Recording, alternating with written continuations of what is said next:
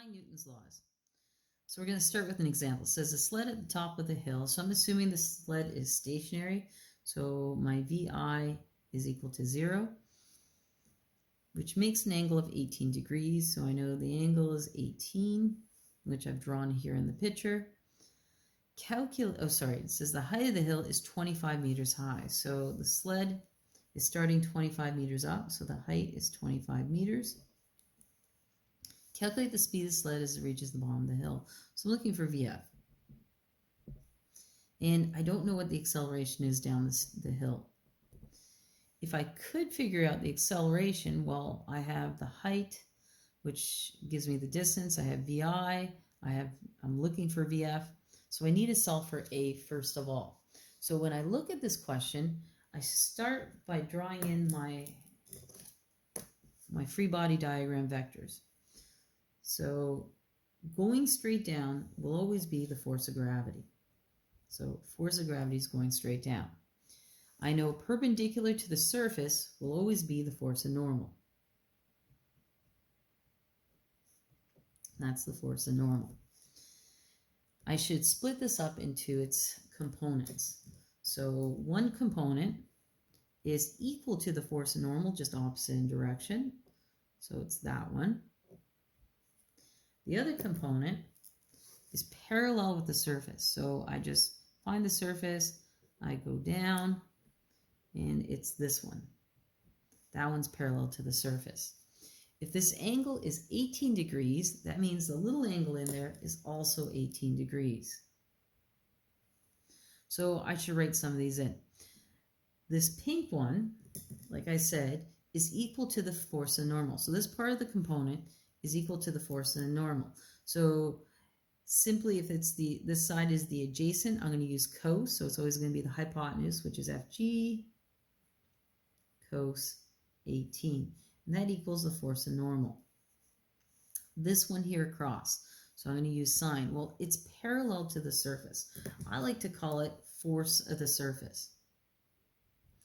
And because it's opposite, I'm going to use sine. So it's going to be the hypotenuse, which is FG sine theta.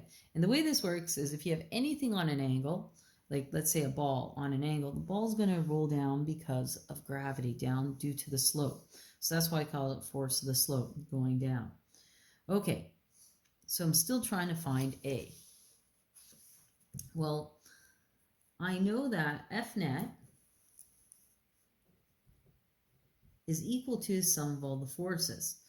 And it's also equal to MA. So F net is equal to MA. It's equal to the sum of all the forces. Well, when I look at this, the only force there exists is this force due to the slope going down, because it says there's no friction going in the other direction. So these two cancel each other out, and I'm only left with this force of the slope. And we know what that is equal to. That is equal to my force of gravity, which is just mg sine theta, because force of gravity is always equal to mg. Well, if I simplify this a little bit, I basically have ma is equal to mg sine theta. The m's cancel out, and I now have a formula for a. So let's plug in all the numbers. So we know a is equal to g, which is 9.8, sine 18 degrees. I put that into my calculator, and I get 3.03 meters per second squared.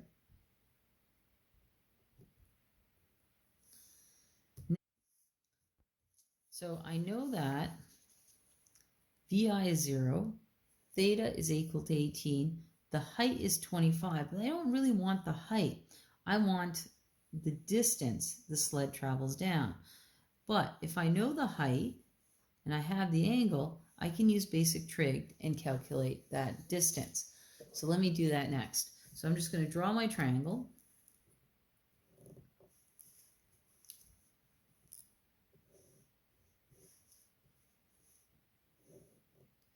In this triangle, I know that's 18. I know this is 25. This is a right triangle. And I'm looking for this distance. Well, basically, I have opposite and hypotenuse. I'm going to use sine. So sine theta is equal to opposite over hypotenuse. I have sine 18 degrees is equal to 25 over h. To get h all alone, I bring it up here. The sine comes back down. So I have 25 over sine 18. And that gives me 80.9 meters. And that's the distance I travel down the slope. So when I look at my given information, I have VI is equal to 0. I have the distance, which is 80.9 meters. I'm looking for VF, and I know what A is. I solved for A already. A is 3.03 meters per second squared.